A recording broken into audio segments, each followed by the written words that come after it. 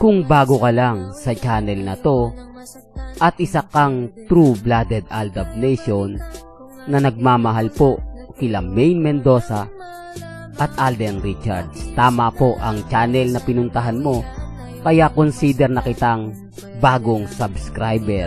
Ako rin talaga kay Alden. Okay pa lang kahit sino naman yung magtanong sa akin. Tatanungin ko sa walang ganun. Very vocal ako sa lahat ng tao.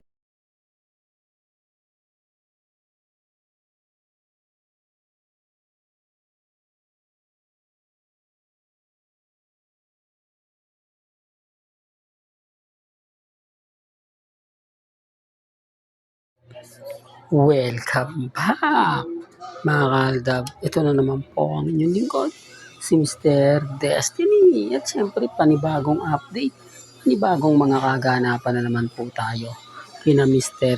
and Mrs. Paul Carson. Di po ba pumapabor at umaayo na naman po sa atin ang sitwasyon na kahit sabihin po nila o hindi, talagang tayo pa rin po ang panalo. Di po ba? Ito yung mga video, mga kaaldab, na gustong-gusto kong iparinig sa inyo. Mga video, mga kaaldab, na kung saan totoo naman po. At hindi ko po inedit. Wala pong editan na nangyari. 101% mga kaaldab na totoo. Sabi ko nga po sa inyo, sabi nga ni Mengay sa video na in love talaga siya kay Alden. Kung matatandaan nyo yung interview ni Boy Abunda, di po ba? Na nagkagusto si Alden kay Mengay. Imposible naman po yung mga ganyang kwento kumbaga iba-iba yung mga sinasabi. Iba-iba yung mga nagiging pahayag at komento. Di po ba? Hindi naman po siguro tayo pinanganak lang kahapon para sabihin na may mali. Sinasabi ko lang po, mga kaaldab, para lang po malinaw. Ako lang naman po ay nagbibigay ng mga update, nagbibigay ng mga kaganapan. At syempre, hindi po ako namimilit. Diba? Kung ano lang po yung kwento at kung ano lang naman po yung mga pahayag nila, yun lang naman po yung sinasabi ni Mr. Destiny. Di po ba? Real talk to, mga kaaldab. Kaya nga sa dami po ng mga impormasyong nakukuha ko, sa dami po ng mga balita na kung saan nga po ay kitang-kita at kayo na rin po makapagsasabi. Kayo na rin po makapagkukomento. Di po ba kung lahat po ba ng mga pahayag ko ay hindi totoo? Lahat ba ng mga sinasabi ko ay walang istorya at walang kwento? Kaya ang sabi ko sa inyo, relax lang po kayo. Maging kampante at maging matatag. Sa dami po ng mga kumbaga panukala po nila, wala naman po talagang nagaganap at nangyayari. Hindi po ba? Real talk, mga kaaldab.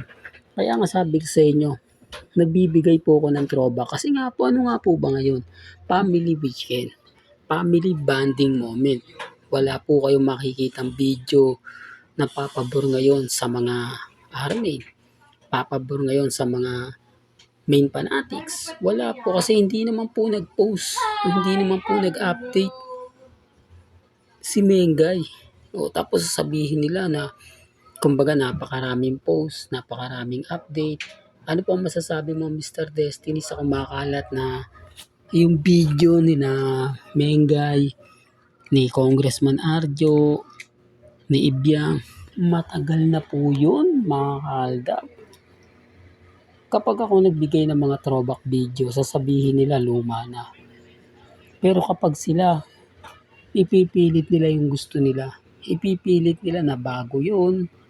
Di po ba, nakakalungkot lang po Pero yan po yung totoo, mga kaaldab. Yan po yung totoo na kumbaga sinasabi nila. Nalulungkot lang po ako, mga kaaldab, kasi sa dami po na mga impormasyong nakukuha natin. Sa dami po na mga bali-balitang inilalabas nila. Di po ba? Sa social media, tayo po yung napuputukan. Tayo po yung pinanggigigilan ng mga tao. Although sabihin ko na, mga kaaldab, na hindi po talaga patas pagdating sa aldab. Aminado naman po ako, mga kaaldab, na kumbaga mahirap kumuha ng mga video, mahirap kumuha ng mga picture na magkasama nga po sila Maine, si Alden, di po ba? Although aminado po sila na si Mengay nasa Bulacan.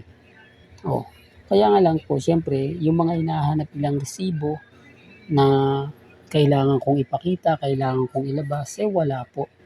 Medyo nalulungkot din po ako siyempre at nadidismaya. Dahil kumbaga ito yung hinihintay natin, ito yung sa tingin natin ganito, ito yung sa palagay natin na hindi naman po talaga umaayon, na hindi talaga pumapabor. Pero okay lang, sabi ko nga po sa inyo mga kalab, ako relax lang po ako. Ako matatag lang po ako.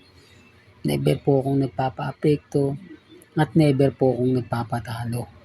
Basta't ang importante lang naman po mga kalab, makita ko, di po ba, maiparamdam ko sa inyo, sa mga taong nagagalit, sa mga taong naiinis, na hindi po natitinag si Mr. Destiny. Hindi po ako sumusuko. Kahit anong sabihin po nila mga kaaldab, malakas pa rin po tayo. Wala po silang isasampal sa atin. Wala po silang ipapakita sa atin na pinakabago. Ito, Mr. Destiny, mainit-init na post ni Congressman Arjo na si Mengay kasama niya, wala po. At yung sinasabi nilang umalis ng bansa, si Maine at si Congressman Arjo, huwag po kayong maniniwala doon. Malaking kalokohan po yun. Di po ba? Kasi may court order po na hindi po pwedeng lumabas ng bansa ang mga taong sangkot sa flood control project. Tapos sasabihin nila, hindi pa naman nahuhusgahan eh. Wala pa naman patunay. Bahaka-haka lang po yan. Hanggat na andun po yun mga kaagad. Hanggat na andun po yung mga sinasabi nila. Hanggat na andun po yung mga bali-balita na ganyan. Magmimistulang kaso pa rin po yun. Antayin natin kasi sabi ko nga po sa inyo, hindi naman po agad-agad yan eh. Hindi naman po basta-basta yung kaso na yan. Talagang maproseso at matagal yan. Pero nandun na po yung sampad eh. Nandun na po yung dagok. Yung sinasabi nila mga kaaldab na kumbaga ganito ganyan, hindi na. Kasi mahirap pong ipaniwalaan kasi tignan nyo sabi ko nga po sa inyo, nakabili ng yate, nakabili ng chopper, nakabili ng resort sa Batangas, nagpagawa ng bahay na kasing laki ng mall. Kaya nga po maraming franchise si Congressman Arjo, saan galing yun? Kaya nga sample lang po, nung panahon po ng kasagsagan ng ang probinsyano, dalawa pa po sila ng nanay nila nagtatrabaho. Sunod-sunod pa po yung mga project ni Congressman Arjo. Pero ni isa, wala po. Wala po silang napundar. Kaya nga po hindi nakakapagtataka na hindi galing sa flood control yan. Simula po kasi nang naupo si Congressman Arjo sa District 1. Mga isang taon na po, nakabili po sila ng resort sa Batangas. Nakabili sila ng helicopter. Nakabili sila ng yate. Saan galing yun? Di po ba? Common sense na lang po sa mga kumbaga hindi masyado nakakaintindi ng mga sinasabi ko, sa mga nagagalit sa mga pahayag ko. Isip-isip din. Po ba? Kasi maniniwala po ako niyan kung lahat po yun nagsimula sa ang probinsyano. Ilang taon po si Congressman Arjo sa probinsyano? Tapos kay Angel Locsin. Kasama po yung nanay niya. Ano po ba nabili nila?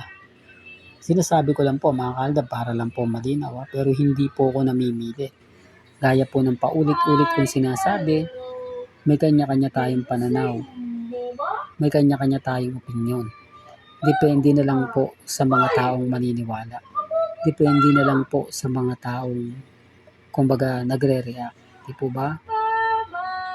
Hanggang dito na lang po ang ating latest updates. Kaya kung gusto niyo pa po ng pinaka-latest at sariwang update, abay lagi lang po kayong tututok dito po sa channel ni Mr. Destiny para updated kayo sa mga bago at sa mga latest na i-upload po natin maya-maya. Hanggang sa muli, salamat po sa panonood at pakikinig.